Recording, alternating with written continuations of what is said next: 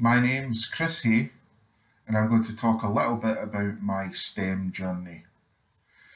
I'm married with 2 children, aged 10 and 7, and I work for an ingredients company called IFF in their Health and Bioscience unit.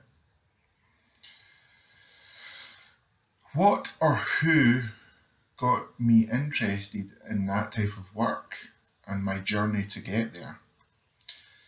Strangely, since I was young, I had an interest in science.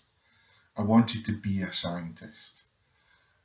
I believe the journey there was the interest in STEM subjects at school, the passion to learn more about them. I was the kind of kid that would come into the school and ask the teacher about what's the Big Bang or why are we alive? A really fun kid.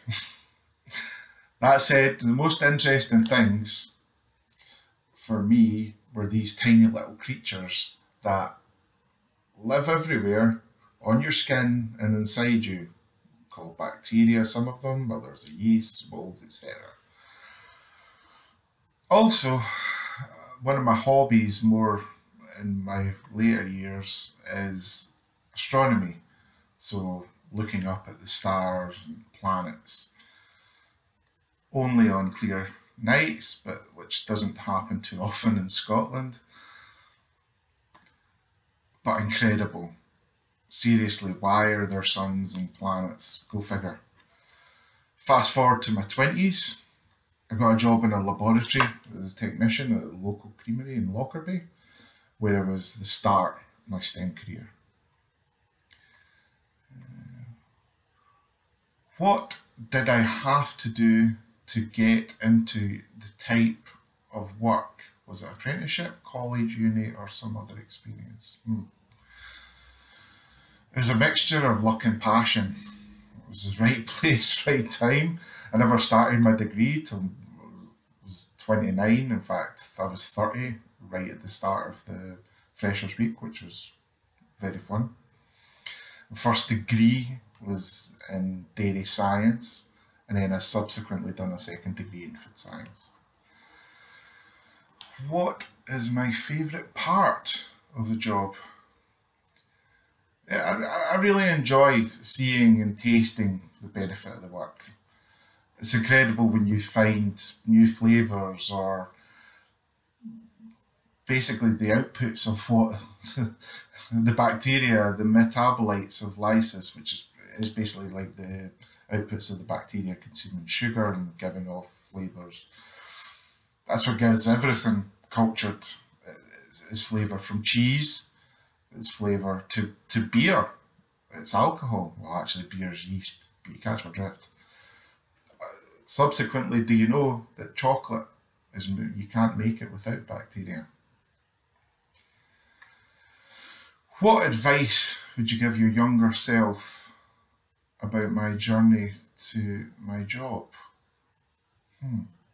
That's just it. It's a journey. There's no 2 journeys the same.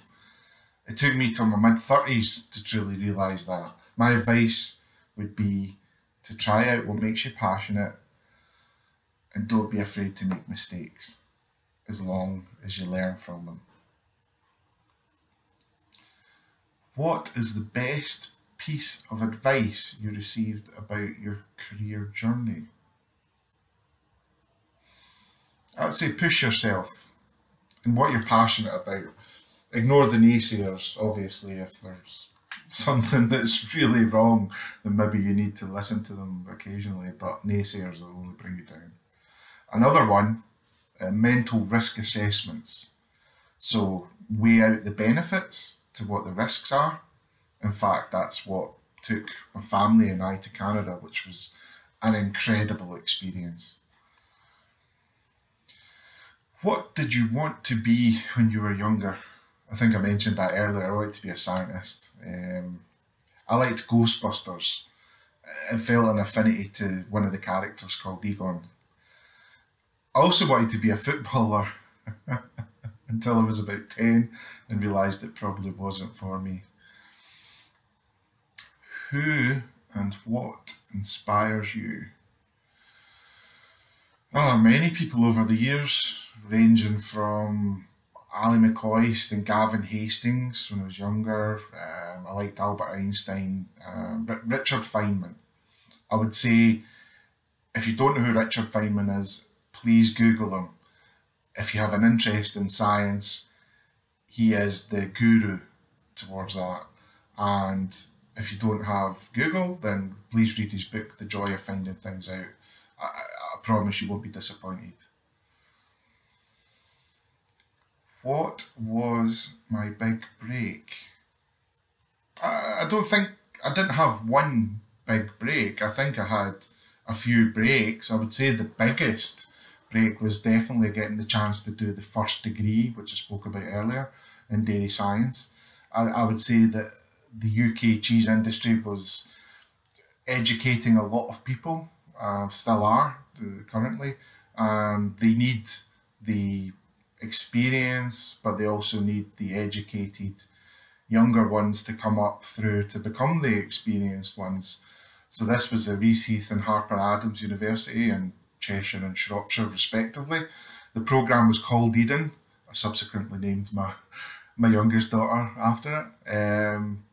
But it allowed me to make the biggest jump in my career and allowed me to get published in a scientific journal, which really helped open a lot of doors. Any final thoughts or words to share with our young people? Life's a journey. You'll make mistakes along the way, but learn from them. That's the key. Thanks.